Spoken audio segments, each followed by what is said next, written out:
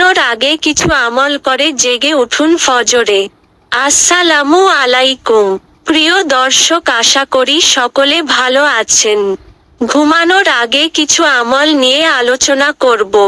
ভিডিওটি ভালো লাগলে শেয়ার করে দিবেন, আমার চ্যানেলটি সাবস্ক্রাইব করে দিবেন। রাতে দেরিতে ঘুমাতে গেলে ফজরে উঠতে সমস্যা হয়।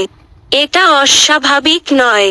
ঘুম থেকে না ওঠার কারণে ফজরের নামাজ আদায় করতে কারো কারো সমস্যা হয়। কিভাবে এই সমস্যার সমাধান সম্ভব? ফজরের নামাজের জন্য জেগে ওঠার কয়েকটি কৌশল এখানে বলা হলো। ঘুমানোর আগে অজু করতে হবে। ঘুমাতে হবে ডান দিকে কাত হয়ে। ডান হাত গালের নিচে রাখা ভালো। ঘুমানোর আগে এই দোয়া করা ভালো: হে আল্লাহ, আমার জন্য ফজরের নামাজকে তুমি সহজ করো, কবুল করো। ঘুমানোর আগে আমল। ঘুমানোর আগে কিছু আমল করে নেওয়া ভালো। আমলগুলো নিজের মতো তৈরি করে নেওয়া যায়।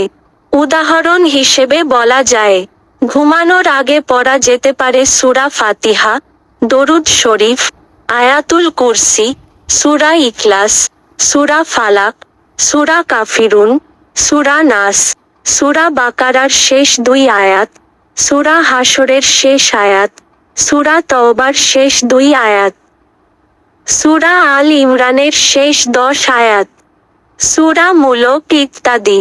রাতে ঘুমানোর আগে সূরা আল মুলক পড়ুন। ঘুমানোর আগে অজু করা। ঘুমানোর আগে অজু করতে হবে। ঘুমাতে হবে ডান দিকে কাত হয়ে। ডান হাত গালের নিচে রাখা ভালো। ঘুমানোর আগে এই দোয়া করা ভালো: হে আল্লাহ, আমার জন্য ফজরের নামাজকে তুমি সহজ করো, কবুল করো। তাড়াতাড়ি ঘুমাতে যাওয়া। বেশি রাত না জাগা স্বাস্থ্যের জন্য ভালো।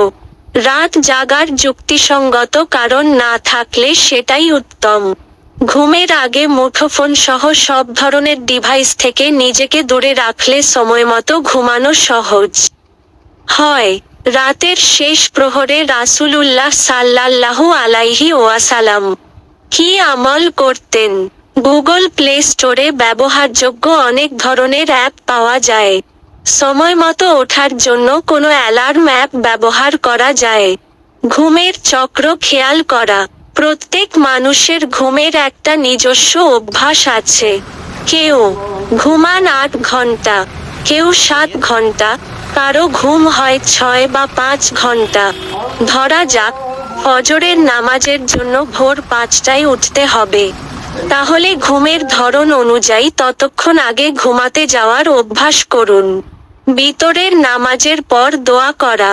বিতরের নামাজের পর আল্লাহর কাছে দোয়া করতে পারেন। বিশ্বাস রাখতে হবে, আল্লাহ আপনাকে ঘুম থেকে জেগে ওঠাবেন। তাহাজ্জুদ নামাজে ওঠার জন্য কয়েকটি কৌশল। পবিত্র কোরআন পড়ে ঘুমাতে যাওয়া।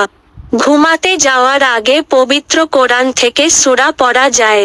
হাদিসে সূরা মুলক সহ অন্যান্য সূরা পড়ার পরামর্শ আছে। কিয়ামতের কথা স্মরণ করা।